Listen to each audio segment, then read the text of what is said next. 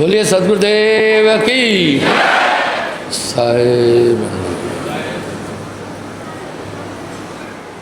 जैसा कि आप जानते हैं, आज सदगुरु कबीर साहब के 628वें अवतरण दिवस के अवसर पर हम सब इकट्ठे हुए। थोड़ा इस विषय पर बातचीत करनी होगी। क्या बात थी? आज हम इस दौर में हैं जहाँ हर धर्म का परमात्मा अलग है। कबीर साहब ने अपने शब्द में कहा, भाई रे दो जगदीश कहाँ से आए, कहो कौन ये भरमाया। हिंदू कहे राम राम, मुसलमान रहमाना, आपस में दो लड़े, राम कोई न जाना। आखिर संतत्व की धारा थी क्या?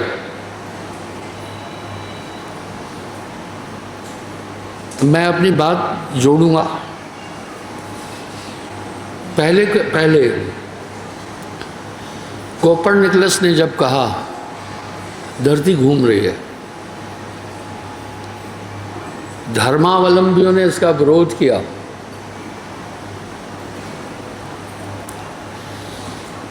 कहा ये धर्म के खिलाफ बात कर रहे हैं।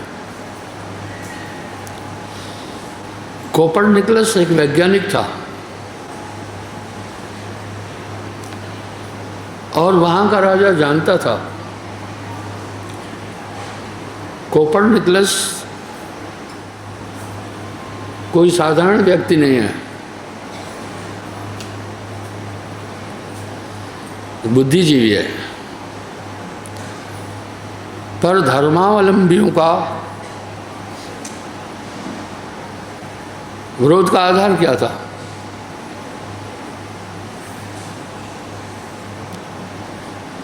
उन्होंने जिस मान्यता को स्थापित किया था उसको ठेस लग रही थी। वो मान्यताएं उनके हितों के लिए थी। राजा ये ठीक से जानता था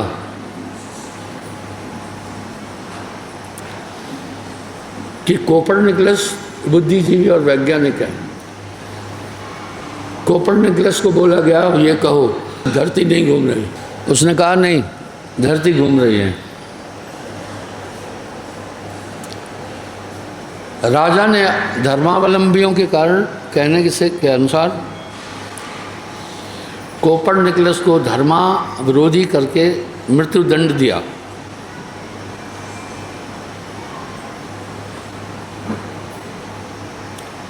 किसके कारण? धर्मावलंबियों के कारण। राजा मजबूर था, पर वो कोपरनिकलस को बोल रहा था बोलो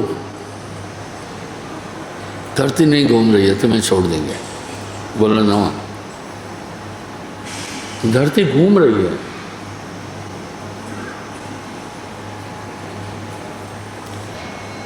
मुकर्रर हुआ फांसी का और मौत का दिन, मृत्युदंड। कोपरनिकलस का एक मित्र था, उसने कहा मूर्ख दुनिया है, तुम्हें मार देंगे, कह दो नहीं घूम रही है। उसने कहा नहीं, समाज को अंधकार से निकालना है, सत्य की तरफ ले चलना है।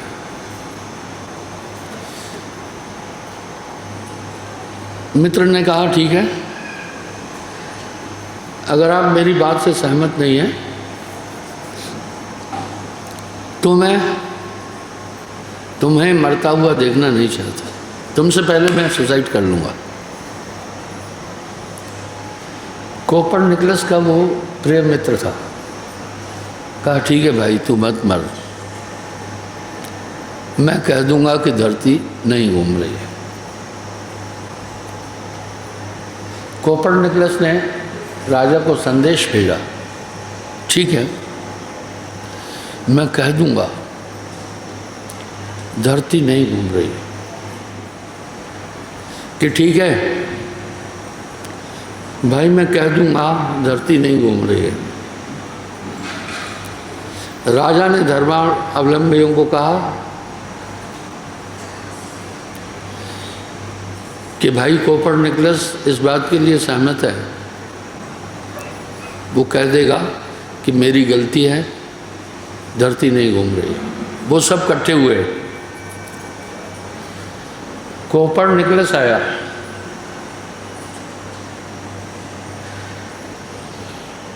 सभा में उसने जब कहा, सभी धर्मावलंबी बैठे हुए थे। कोपरनिकलस ने कहा धरती नहीं घूम रही है, तो सबने ठहाका मारा, व्यंग किया कोपरनिकलस पर, मौत के भय से तुम्हारी धरती घूमना बंद हो गई, ये व्यंग था। कोपरनिकलस उठा बोला ये प्योर सी मूव, ये अभी भी घूम रही है।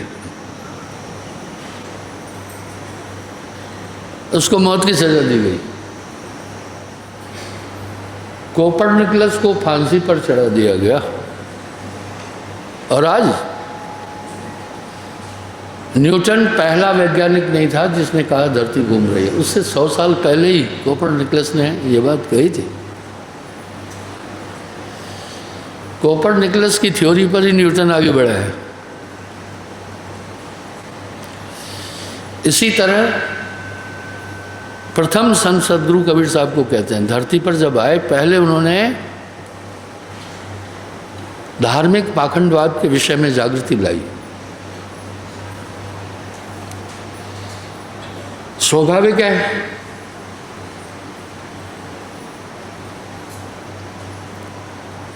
धर्मावलंबियों को बुरा लगा। आज आलम क्या है? एक परमात्मा नहीं, सिर्फ हिंदुओं का ईश्वर नहीं है, मुसलमानों का सिर्फ खुदा नहीं है, ईसाइयों का सिर्फ गॉड नहीं है, वरन हर एक धर्म का अलग अलग और भगवान है। अगर हर एक धर्म का अलग भगवान होता तो गनीमत थी। हर एक जाति का एक एक अलग भगवान है। हर एक जाति का भगवान होता तो गनीमत होती। हर एक कुणमे का, हर एक समूह का एक भगवान है। क्या कबीर साहब नास्तिक थे क्या? ईश्वर के अस्तित्व को नकारा नहीं उन्होंने, वरना एक ईश्वरवाद की बात कही है। और लड़ाइयाँ क्यों हैं? हमारे अलग अलग भगवान होने से धुंध मच गई है और कत्लेआम हो रहा है। इंसान इंसानियत को भूल गया। धर्मांधता के कारण एक धर्म दूसरे धर्म को मिटाना चाहता है। इस सत्य का संदेश कबीर साहब ने पहले दिया। बहुत कम लोग जानते हैं।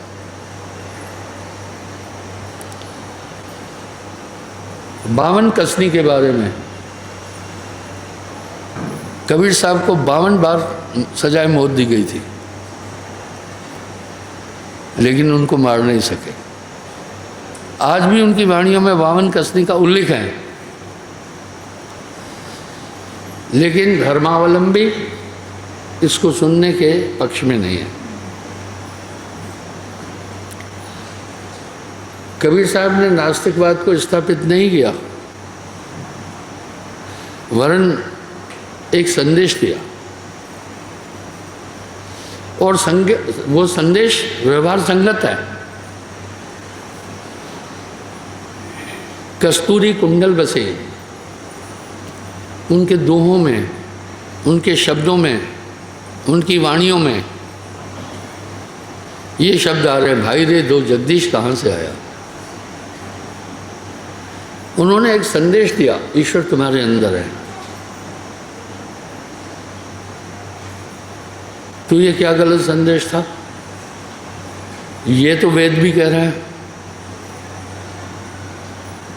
भाई ये श्रीमद् गीता भी कह रही है सर्वभूतान हृदय, सभी प्राणियों के हृदय में ईश्वर का वास है। इसमें तो मेरे ख्याल से ऑब्जेक्शन की कोई बात ही नहीं थी।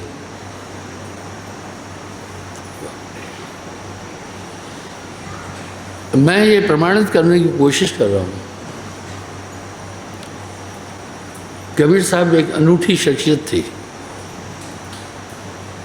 जिन्होंने समाज और संसार को एक बहुत बड़ी दिशा दी। प्रमाण सामने है। हिंदू धर्म की राजधानी काशी जी है।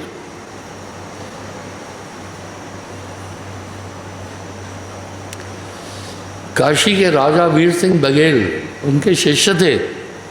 इसके बाद क्या प्रमाण दूं?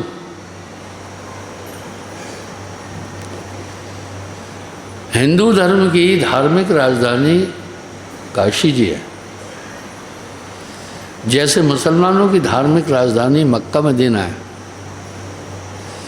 ईसाइयों की यरूशलेम है, इसी प्रकार हिंदू धर्म की राजधानी काशी जी में है। काशी जी के सिद्धांतों पर ही हिंदू धर्म का संचालन होता है। अपनी वाणी में साफ साफ कह दिया,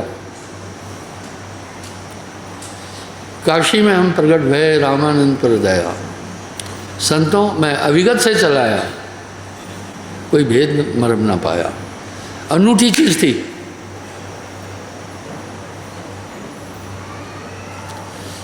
ना हमरे मात पिता है, ना ग्रही ना दासी। साहब कह रहे माँ के पेट से आया नहीं। नीरू के घर नाम धराया, जग में हो गई हाँसी। मैं इतिहासकारों को धन्यवाद दूंगा, कम से कम इतना तो लिख दिया ना। जब कबीर साहब ने शरीर छोड़ा, वीर सिंह बघेल काशी से आए सीधा उनके पार्थिव शरीर को लेने के लिए, और अवध के नवाब बिजली खान पठान भी उनके शिष्य थे।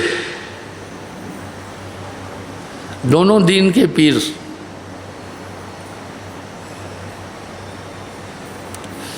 एक सौहार्द समाज को दे गए कबीर साहब। भाई रे दो जगदीश कहाँ से आया। उनकी वाणियों में बहुत गहनता है। जब उन्होंने वहाँ शरीर छोड़ा, बिजली खान पठान ने कहा मैं इस्लाम के अनुसार इनका संस्कार करूँगा, ये मेरे मुर्शिद हैं। वीर सिंह बघेल ने कहा भाई ये मेरे गुरु हैं, इसलिए मैं इनका संस्कार हिंदू धर्म के अनुसार करूँगा। दोनों गुरु भाई थे, मित्र थे।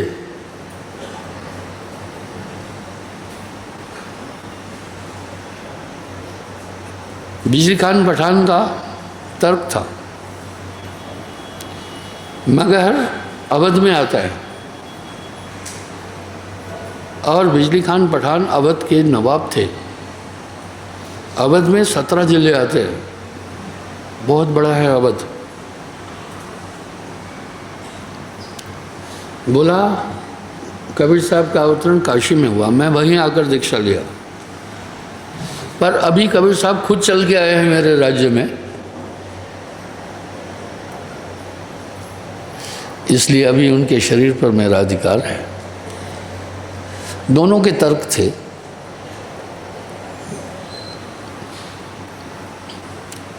वीर सिंह बघेल ने कहा कबीर साहब शुद्ध वैष्णव हैं और मांस आहार के खिलाफ हैं, और इस्लाम में मांस आहार वर्जित नहीं है। इसलिए कबीर साहब की शिक्षा एक सीमा तक रह जाएगी। मुझे इनका पार्थिव शरीर ले जाने दो। बोला ये कोई तर्क नहीं है। आखिर में निर्णय हुआ युद्ध होगा, जो जीतेगा वही इनकी बॉडी लेगा। दोनों ओर की सेना तैयार हो गई, युद्ध के लिए प्रस्तुत हुई। एक कौतुक हुआ, जो न भूत हो न भविष्य थे। आकाशवाणी हुई। मैं दंतक कथा नहीं बता रहा हूँ। ए रे मूर्ख नादाना, तुमने मुझे नहीं पहचाना। उठाओ पर्दा, नहीं है मुर्दा। जब चद्दर हटाई गई तो फूल मिले।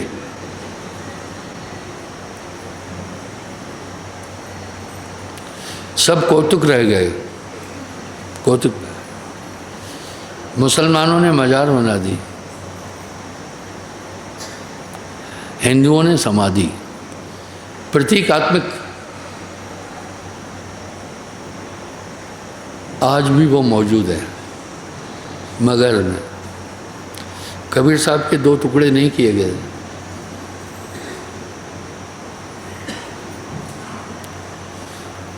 पर बात यह, तर्क मानो न मानो ये तुम्हारे हाथ में है। जिन्होंने विवाद करना है, विवाद करना ही करना है। आप देख रहे हैं ये मगर है। जो पहले नंबर पर है ये समाधि है, और जो दूसरा है वो मजार है। समाधि और मजार में अंतर है। समाधि बिठाकर दी जाती है और मजार लिटाकर होती है। प्रतीकात्मक आज भी वहाँ है। ये एक संदेश देती है मानवता की, एकता का। आइए, इस तरह से वो अपने समय में 120 साल तक उन्होंने बहुत संदेश दिया। 52 लाख को दीना बीड़ा, 52 लाख को दीक्षा दी। उस समय जनसंख्या, मुझे अच्छी तरह याद है, जब देश आज़ाद हुआ था तो हमारी जनसंख्या थी 32 करोड़, और 10 साल जश्न मनाया गया था और स्कूलों में गाते थे 32 करोड़ हैं जिसके वासी, फिर क्यों चाहिए आदिवासी।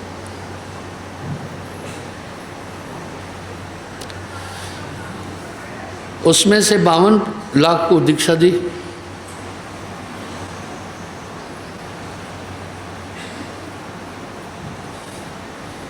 यानी 10% लोगों को वो दीक्षा दे चुके थे।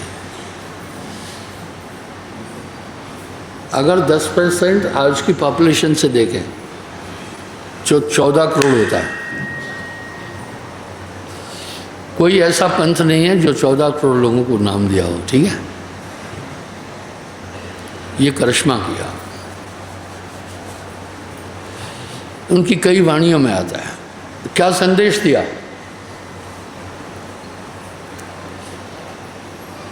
आखिर विरोध क्यों हुआ?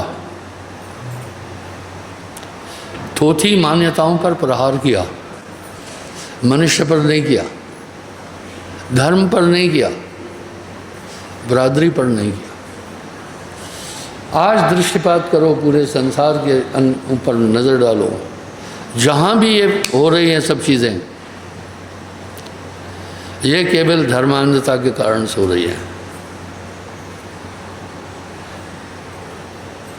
हिटलर नाजी था, नाजियों की अलग मान्यता है, और यहूदी यहूदी थे। कितना क्रूर था, लाखों लोगों को भूखा मारा, गैस चैम्बर में डाल करके उनको मारा। क्या ये इतिहास कभी हिटलर को माफ़ कर सकेगा? मानवता कभी नहीं करेगा। मुसोलिनी को कोई माफ़ नहीं करेगा। आज भी उसके स्टेचू पर लोग थूकते हैं, जूते फेंकते हैं। चर्चिल को कोई माफ़ नहीं करेगा, इदी अमीन को कोई माफ़ नहीं करेगा। वो सब तानाशाह थे। इतिहास कायम रहता है, इतिहास दोहराता है अतीत को। इस तरह कबीर साहब ने एक संसार को बहुत बड़ा संदेश दे दिया। ये द्वंद्व तो धर्म में है ही, ये द्वंद्व ईसाइयों में भी है, रोमन कैथलिक और प्रोटेस्टेंट्स दोनों के चर्च अलग है, मान्यताएं अलग हैं। ये तो जैनियों में भी है, दिगंबरी और श्वेतांबरी, ये हर एक में है। हिंदुओं में भी है, सरगुणवादी निर्गुणवादी। महत्वाकांक्षी लोग जो हैं फिर एक धारा निकालते हैं अपनी। कई पंथों से लोग निकलकर उन्हीं पंथों की आइडियोलॉजी लेकर अलग से पंथ बनाए गए। यह समाज महत्वाकांक्षी मनुष्य इस तरह से बिखरा हुआ है। सबसे पहले देखते हैं संदेश क्या था उनका। दिल में खोजो दिल में खोजी यही करीमा रामा। उनकी अनंत वाणियों में एक संदेश आता है, कस्तूरी कुंडल बसे मृग खोजे बनवा है, ऐसे घट घट साइयां अमूरख जानत ना। हिंसा का संदेश उन्होंने दिया ही नहीं।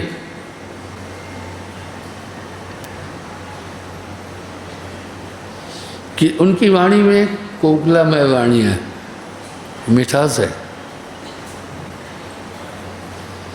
तो ये अवसर इसलिए हम सेलिब्रेट करते हैं कि पब्लिक में जागृति आ जाए। उनकी मूल शिक्षा क्या थी, आइए हम देखें क्या तर्क है कि ईश्वर अपने अंदर है।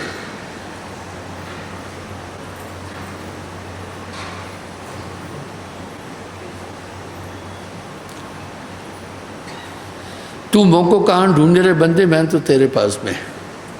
ये शब्द चुभते हैं। नाम है काशी नाम है मथुरा, नहीं काबे कैलाश में। घट में खोजो दिल में खोजो यहीं करीमा रामा। तेरा साईं तुझ में है जो पवन में बांस, कस्तूरी का मृग जिम फिरे सुनता पास। मैं इसको सिद्ध कर रहा हूं, मेरा तर्क सुने।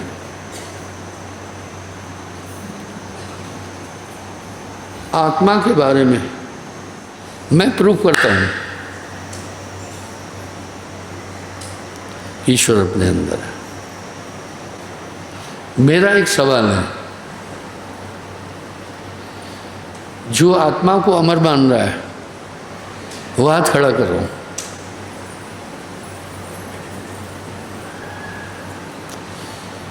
ये आत्मा अमर है, ये मान्यता किनकी है?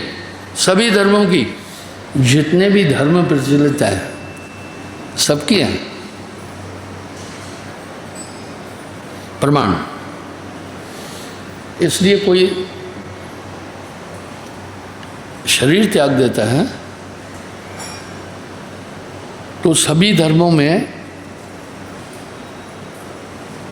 एक प्रार्थना करते हैं ईश्वर को, इसकी आत्मा को शांति देना। इसका मतलब है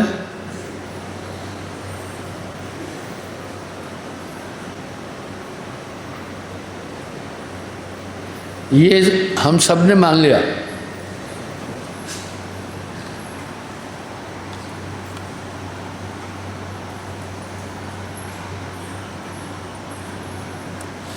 कि आत्मा का नाश नहीं होता है।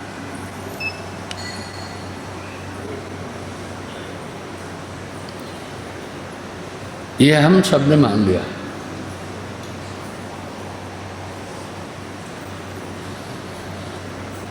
इसलिए कोई अरदास कर रहा है, कोई प्रेयर कर रहा है, कोई कुछ कर रहा है। क्या ऐसा कोई धर्म है? ऐसा कोई धर्म नहीं है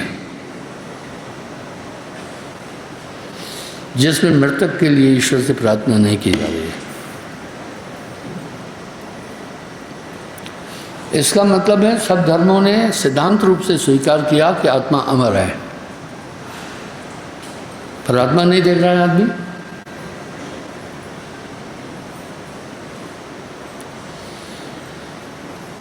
आदमी आत्मा को नहीं देख पा रहा है।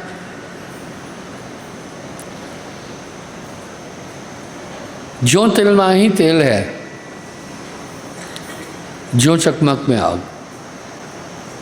तिलों में तेल सर्वत्र है, पर जब तक पिरोया नहीं जाएगा तेल बाहर नहीं आएगा।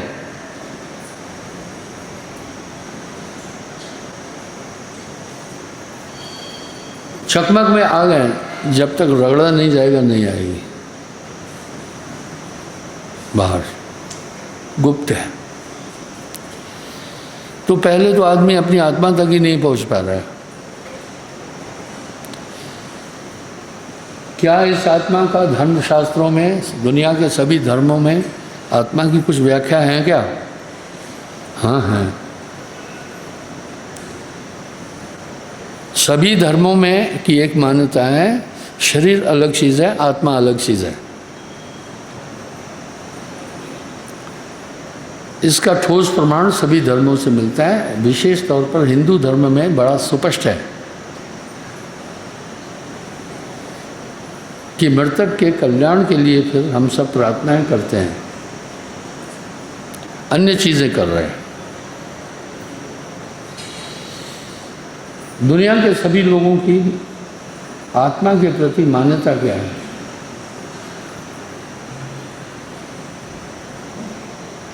अविनाशी। नैनम छिद्राणि शस्त्र।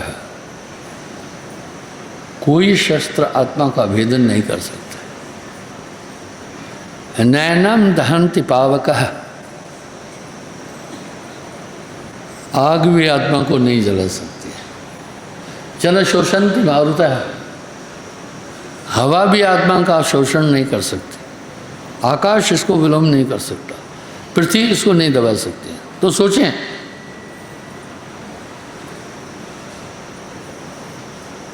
पर आदमी आत्मा को भी नहीं जान पा रहा है। यहां साहब ने एक तंज कसा, कस्तूरी कुंडल बसे। कस्तूरी कुंडल बसे, मृग खोजे बनमाह। ऐसे घट घट साइयां मूरख जानत ना।